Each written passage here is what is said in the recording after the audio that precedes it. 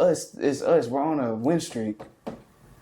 So are the Cavs, but we. I mean, hey, I ain't discrediting you. That boy Dagenau got y'all right. On a 5-game win streak. We on a 5-game. You sure? Oh. Hey, last time I checked, it was double digit. But yeah, they on a 5-game win streak, whatever you want to say. This nigga here. See how we whooped y'all ass the other night. So, bro, we said so many people do that. We said so many people. We supposed to do that. Here they go. Now they wanna. Now they.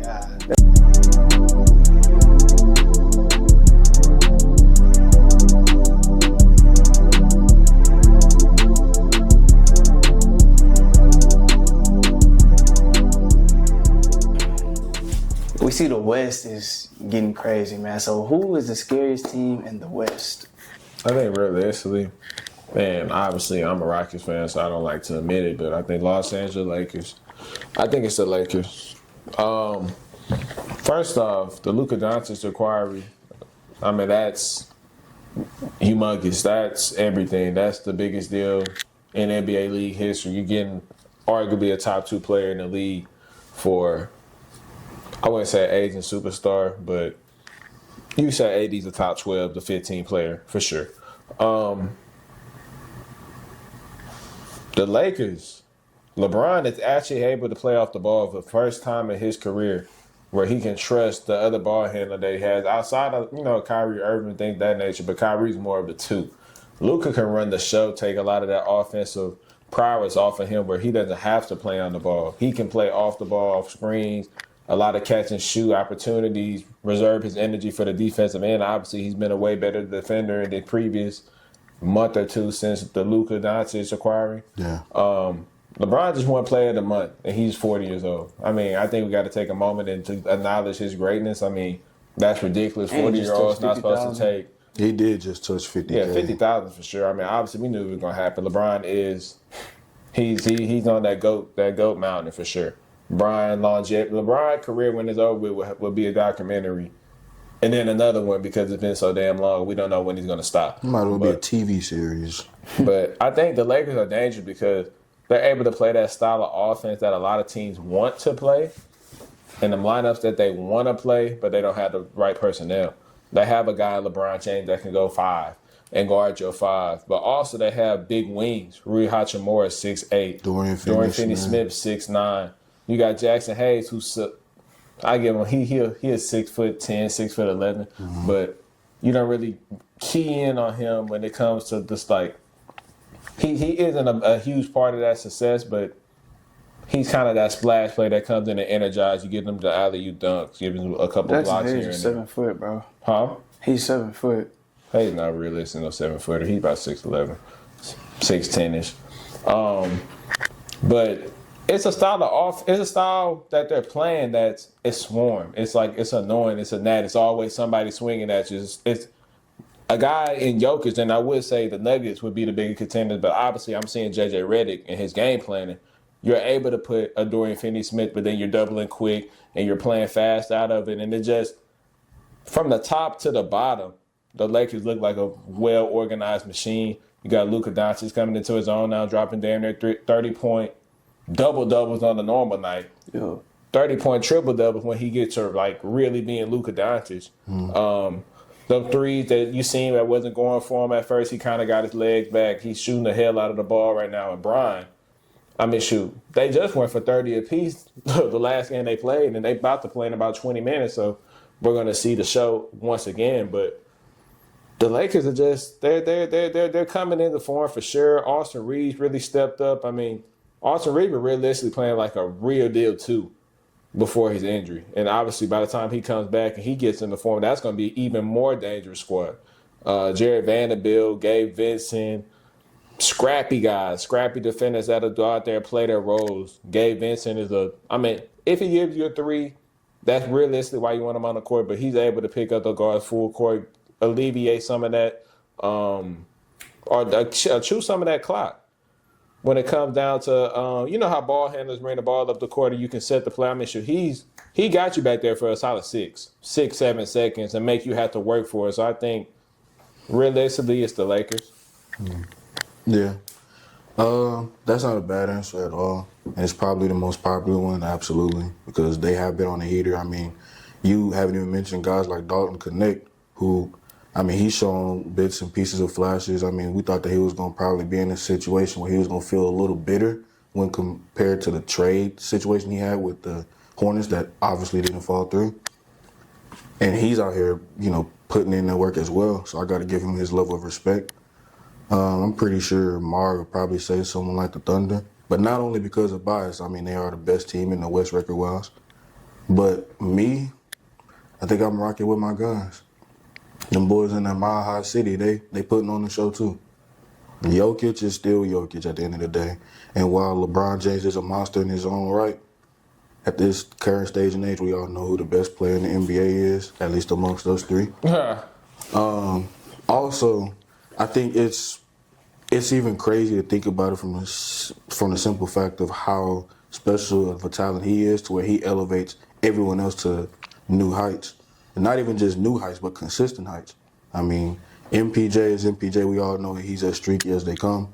But, I mean, the level of productivity you're getting from a Jamal Murray, who's coming on late when compared to the beginning of the season, the level of productivity you're getting from a guy like Russell Westbrook, who you acquired not too long ago, who's, revitalized his career to at least respectable in the eyes of not only the world, but in the eyes of social media.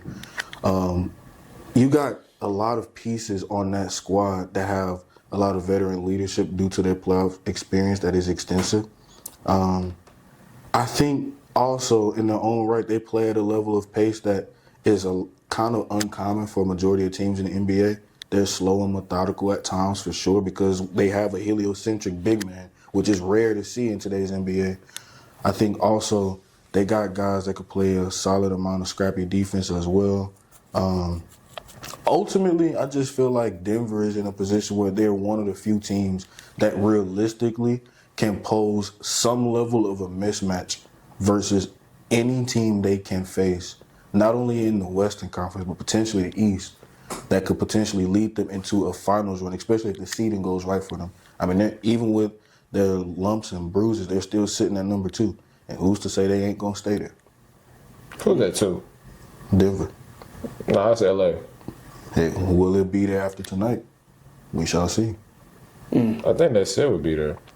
Well, either They won the head-to-head against Denver, so I think they'll be tied. Well, Denver would be up 1 game, but that's only because they won 1 more game. So they would be tied to the loss column. So yeah, but either way, I still look at Denver as a viable threat, not only in the Western Conference, but just in the NBA in general. Like, that is a scary team, and we kind of looked at them in a different light after they lost to Minnesota in such a shocking fashion. But, I mean, the fact of the matter is, when you got the best player in the NBA, you are capable of doing so many different things on the floor that can elevate your team to heights that just seem insurmountable when compared to the rest of the NBA teams. Respect. I like both of them answers. I do. You can say the Lakers, they one of the best defenses in the league. You can say that Mile High City, goddamn Jokic now, the Nuggets. I mean, those are cool answers, but you already know who I'm going to say. All bias aside, I'm going to say my Thunder, and that's the most realistic answer on some real shit. Because, I mean, bro, do y'all know that we rank number 1 right now in steals? 10.8. Like, we have the second best defense in the league right now. And that's crazy. Youngest team in the NBA.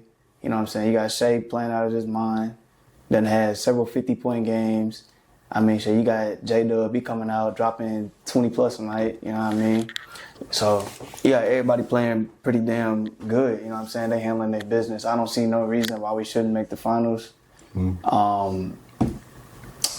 Realistically, the only team I would be afraid of is the Lakers because they're like the perfect team in my eyes. They really are. But I'm going to go with my answer. I'm going to say, yeah, OKC, the Thunder, man. I mean, shit. And they on I forgot what win streak they on right now. Nah, it's long. It's One. Bro, they on like a 13 game, like a 10, like a double digit. That's the Cavs. No, it's us. We're on a win streak. So are the Cavs, but we. I mean, hey, team. I ain't discrediting you. That boy Dagenham got y'all right. On a 5-game win streak. We on a 5 game. You sure? Hey, last time I checked, it was double digit. But yeah, they on a 5-game win streak, whatever you want to say. This nigga here. You see how we whooped y'all ass the other night, so. But we said so many people. To do that. We said so many people. We supposed to do that. Here they go. Now they wanna. Now they. That's Hey. We will. Y'all got that boy Min Thompson. His ass should have been holding Shea. He wasn't gonna be able to, but shit. Nah, I'm playing. But Yeah, we know. Nah, yeah, man. I'm gonna go ahead and say OKC, man. That's a pretty damn good team.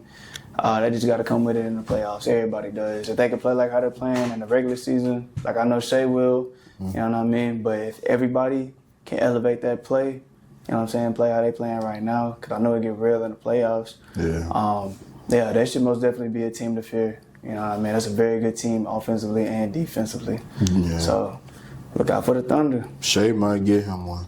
MVP. Yeah, he's playing at I hope so. He should get it. I hope so. It's only a 2-man race.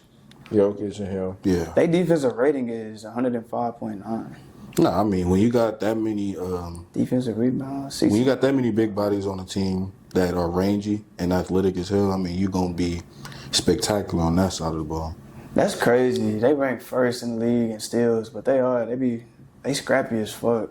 Yeah. They really are. And for people that be discrediting Shea for him getting to the free throw line so much. He's a driver. Like, But it's not to the even. rack. I mean, hey, What is that? free throw. Hey, free throws is free throws, but flopping, we learned that from all the years watching James Harden. It's an art to it. I mean, exactly.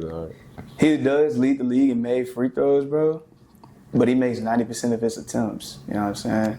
And he rates second from scoring from the field goals alone. Like, I don't know, bro. The Shea hate has to be. Niggas just be hating on everything. Like, niggas still hate on LeBron. Like, you know what I'm saying? Like, that shit. Niggas be pissing me off with that shit. Hey, if you ain't got nobody that's gonna hate you, then you Hey. ain't great. You ain't great enough. That's true. That's true. Hey.